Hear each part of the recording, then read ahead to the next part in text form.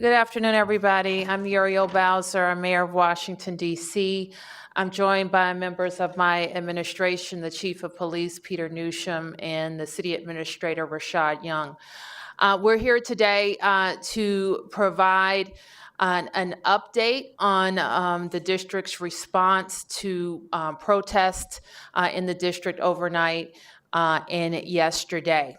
I want to start by saying we certainly recognize and empathize with the outrage that people feel following the killing in Minneapolis last week. And we certainly empathize that the killing of George Floyd wasn't the first, and that people are expressing outrage and demanding action. We also recognize that we are proud of our city, and we do not want our city to be destroyed.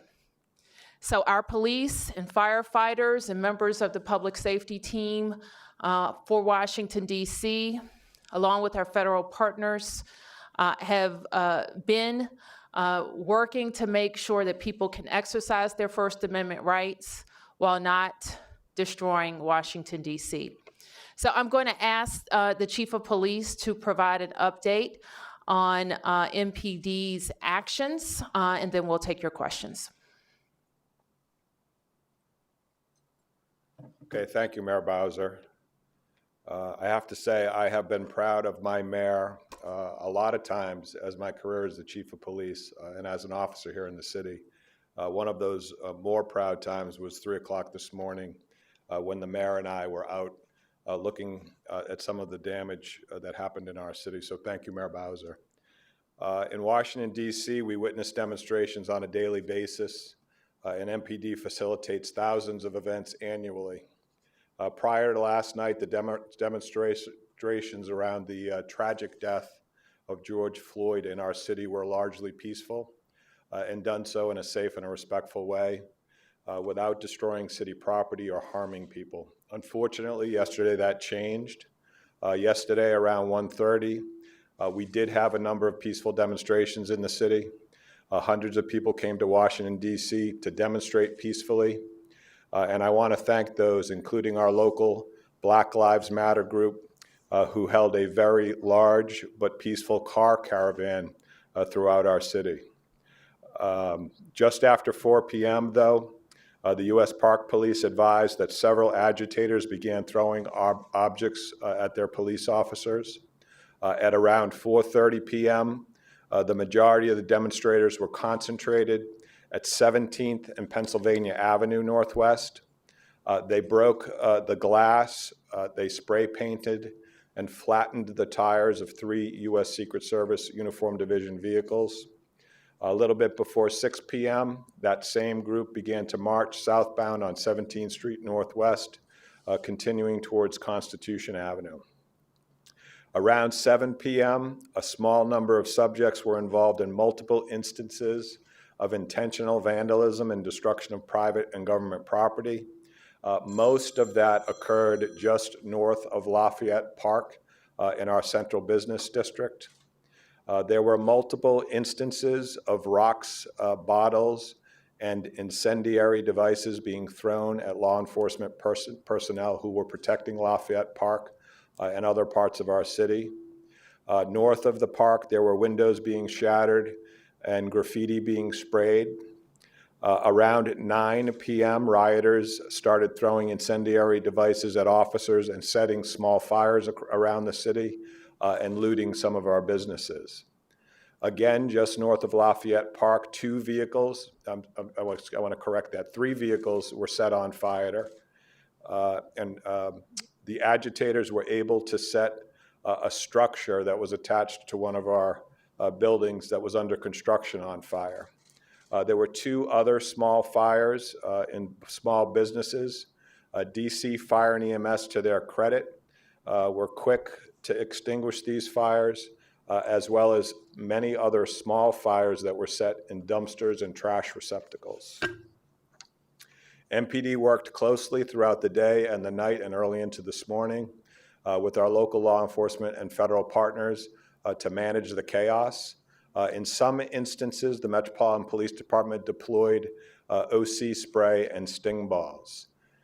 The Metropolitan Police Department made 17 arrests. I've been asked a few times where the arrestees were from. We had one arrestee that was from Chesterfield, Virginia, 3 from Alexandria, 1 from Woodbridge, 3 who had no fixed address, 1 we were unable to determine an address, and the 8 remaining had some ties or lived in Washington, D.C. The arrestees were charged, 14 were charged with rioting, 2 were charged with burglary, and 1 was charged with simple assault. I don't anticipate that will be all of the arrests that we make relative to this incident. The downtown business district in Washington, D.C. has a very sophisticated and expansive video system. Some of that is owned by the government. Some of that is owned by private businesses. This is a period of time where we are initially going to ask our private businesses to review the footage that they own. If they have images of anybody who destroyed property or hurt people in Washington, D.C. Last night and into this morning, we ask them to share that with us. You can call us on 202-727-9099. We will also have our Criminal Investigations Division be scouring the government cameras for anybody that was involved in that behavior. When we have those images, we will share them with the public. And here's where we will ask our community in Washington, D.C. and in our region to help us identify those folks who came into our city with the intention of destroying property and hurting people. We always in Washington, D.C. welcome peaceful protests. It's necessary in our American society, but we can't have people coming into our city who are going to destroy property or hurt people. We had 11 MPD officers who were injured. The injuries sustained are all non-life threatening, but we have 1 member who suffered a significant compound leg fracture and is undergoing surgery today. In addition to the destruction of businesses and the fires, we had 29 Metropolitan Police Department vehicles that were either damaged or spray painted. Going into today and this evening, there are some events planned here in the city. We are hoping and urging participants to be peaceful, and we are hoping that cooler heads will prevail. In the event that we have agitators who return to our city, MPD will be prepared. Thank you, and I'm going to return it back to Mayor Bowser, I think, for any questions. Questions? Questions? Yes. Mayor Bowser, could you tell us, you went out at 3 o'clock this morning, can you tell us where you went, what you saw, and just kind of your reaction as to what you witnessed? Well, let me just start by saying that the chief and NPD certainly had been deployed throughout the evening, providing me updates throughout the night on major events and things happening. Around the time I went out, I think the majority of the protesters had been dispersed, and MPD was still working on getting one group out. What I saw, and we walked many blocks, was the number of businesses that had been either graffitied or windows broken or worse, other property inside damaged or stolen. We saw a number of storefronts like that. But we also saw a beautiful downtown DC still standing. We saw business owners who had been awakened or either come from their homes to clean up, board up, and get ready to start again. I said earlier this morning that it was maddening to think that anybody would destroy property, put our officers in danger, and put themselves in danger.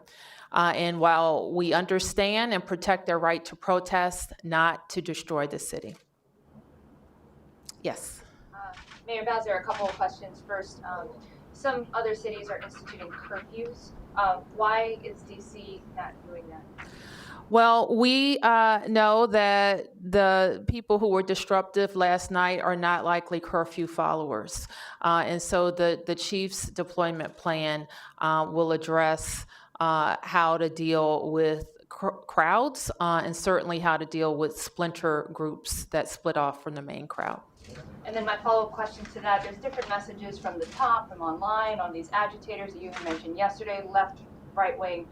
What are you saying to the residents of DC about who were out yesterday, and what is your message to those people? Well, I think you heard from the chief, the people who were arrested by MPD were a mix of people, and I would say that was my impression also. I think especially in the early part of the day, people were largely peaceful. And I think as the evening went on, that changed to a kind of a bent on destruction. I think what the chief also reports to me that many seemed organized and had tools to break windows and tools or a strategy to distribute materials among them. So I would say the thing that we're struck by is that it was an organized group that appeared more bent on destruction than on protest. Is there any name to this group? I don't know. Any other questions? Okay, yes, Mark. So can you tell us what the plan is for today and tonight going into the dark? And Chief, can you tell us if you're all hands on deck right now? Just, I know you don't want to give away your tactics and whatnot, but can you kind of give us an idea of what you're facing and what your plan is for tonight? Thank you. So, Mark, you're right. Just to add to what the mayor said too regarding who the people were that were involved, I think as we make additional arrests, and we will, it will have a clearer picture of potential groups or organized groups that were involved in this. With regards to tactics tonight, Mark, you're absolutely right. We're not going to discuss tactics because for the people who want to come to our city intent on destroying things and hurting people, we would not want to tip them off. But we will have the sufficient Metropolitan Police Department resources to manage this.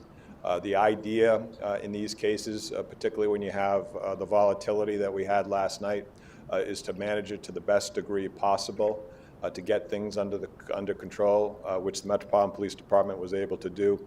The mayor made a very good point. It's extremely difficult to hurt a city that's as beautiful as ours. Of course, we saw fires, we saw destruction of property, but the city is already underway, and the business owners are underway to repairing that. So we will be prepared. I am very hopeful, like I said earlier, that cooler heads will prevail. We will hope for the best and plan for the worst. Ian Duncan.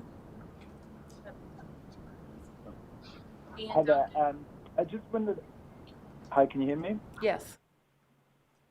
Hi there. It's Ian from the Post. I just wondered for the chief, have the sort of tactics and ways that you handle these demonstrations evolved in the last few years, and do you feel like you're better prepared now than you might have been 4 or 5 years ago to keep things peaceful and deter things from getting out of hand?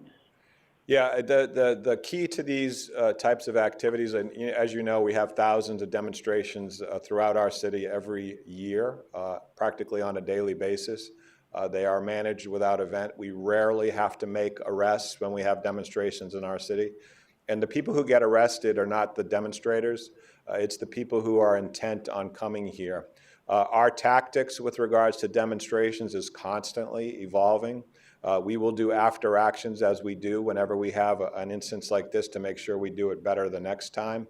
But if you ask most police departments across the country, they look to the Metropolitan Police Department as a leader for handling these types of things.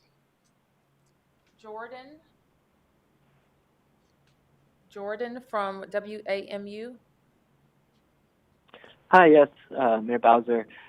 What's your message to the owners of businesses that were harmed last night? And is there any sort of assistance that the city can or will provide in kind of helping to clean up?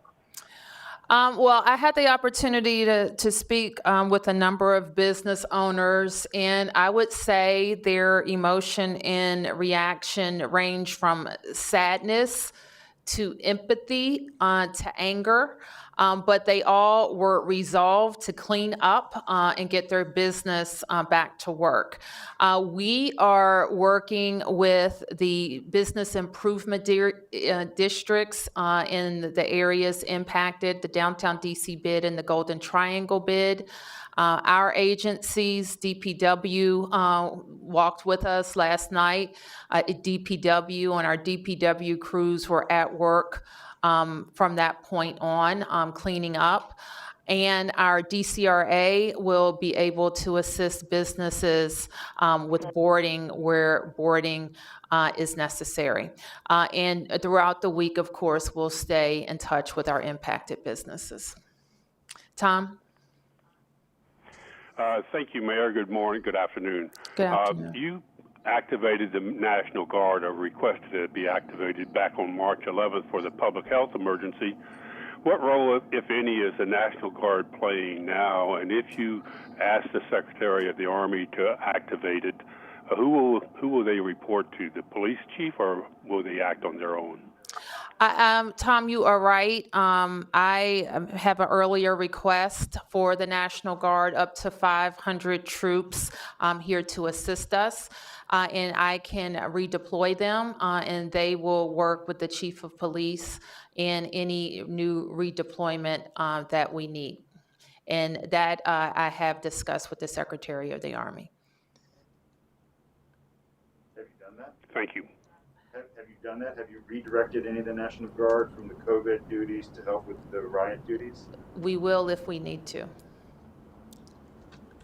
All right. Oh, I'm sorry. Yep. Yeah. So yesterday you had said that President Trump's remark made your city less safe. Do you hold him at all responsible for what happened last night? I also said, Mark, this morning that I think that the president has a role to play nationally in calming the unrest that we see in cities across America. And I think at the least, he has to not incite violence, and that's what we would expect. And is he inciting violence or calming? Is he? Well, I can't say that I paid much attention to what's come out so far this morning. I heard that he may make an address to the nation, and if he does, I hope that it is presidential, and that it calls Americans to calm, but also directs the attention and resources of the government to addressing the immediate needs that we see and longer-term ones too. George. Yeah, Mayor and Chief Justin George, Washington Post. I just wanted to ask you about Lafayette Park. I know it's a federal park and you have federal law enforcement there, but I'm wondering how Metro Police is coordinating with them, and if that's so much a very intensive use of police force there that you're worried that other things are happening elsewhere. Well, I will say, and I'm going to ask the chief to speak to this specifically, but also looking back in all of the times, yesterday I said that we have literally supported our federal partners in demonstrations around Lafayette Park dozens of times, if not more. And our approach is similar, that the chief and his counterparts establish a unified command, and they make decisions on how best to keep the district safe, including that federal asset. So let me turn to the chief. So we work in close cooperation with our federal partners all the time here in Washington, D.C. Yesterday was no different. The way that we communicate is the chiefs of police for the U.S. Park Police, the U.S. Secret Service Uniform Division, the leadership at the U.S. Secret Service, the FBI, and the other federal agencies. We communicate regularly throughout the day. For most of the day, I was in the Joint Operations Command Center, we have images which can monitor events throughout the city, and we can direct resources from there. There are representatives from our federal agencies in there, so in the event we cannot get directly in contact with the leadership, we have somebody there that can direct resources from those agencies. With regards to the federal assets being in Lafayette Park, that's just by virtue of jurisdiction. They have jurisdiction down there. We have jurisdiction for the street. And so it's incumbent upon us to work cooperatively when things like this happen.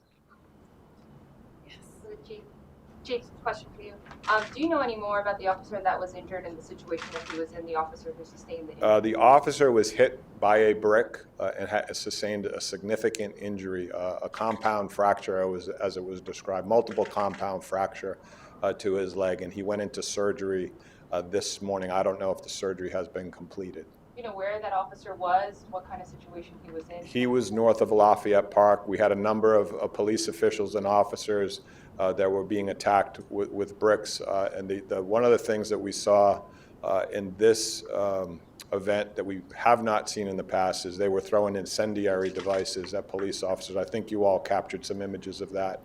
And that's particularly disturbing. But to the police officers' credit, and I didn't mention this earlier, the behavior of our police was incredibly responsible, heroic in many instances, and I think that I couldn't have been more proud of the folks that were out there. And the one thing that everybody has to keep in mind, we will be out there again to ensure that our city is safe, and if we have to be out there, we will be out there as long as we need to be to ensure that the city is safe. Sir, you had said that you guys are expecting things to happen tonight. I mean, is it... We know of some planned demonstrations. Our expectations are that people will peacefully assemble here in the city, as they do 99% of the time, and we won't have a repeat of the events of last night. Okay, last two questions. Amanda? Amanda? Yep. Hello. Good afternoon, Mayor. Good afternoon. Two quick questions. The first is, many reporters on the ground did notice a great, understandably, but great police presence. But I wonder, do you believe police at any point escalated action, the launching of tear gas, and I'm wondering if you're reviewing the conduct of law enforcement. And then I have a second question about COVID. Thank you. I think the chief addressed that, and always in operations like this, there are after action reviews, and this one will be no different.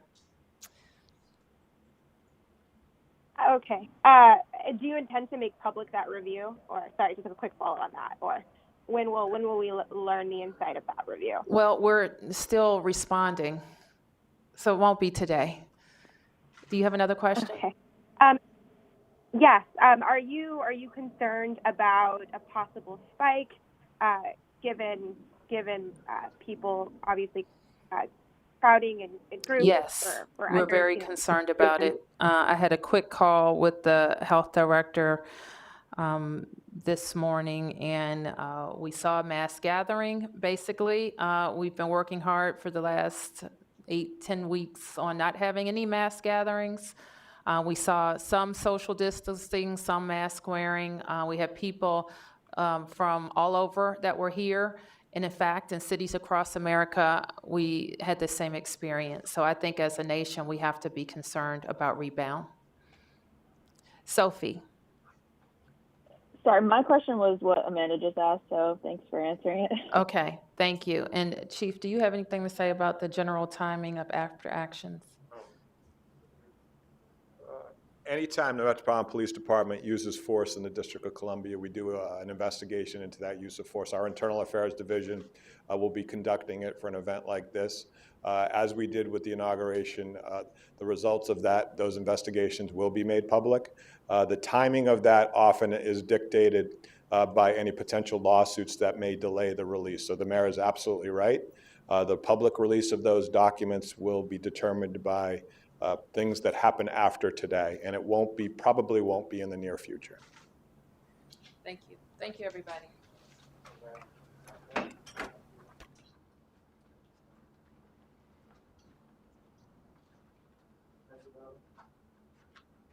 birthday, Susanna. Happy birthday. Are you sticking around for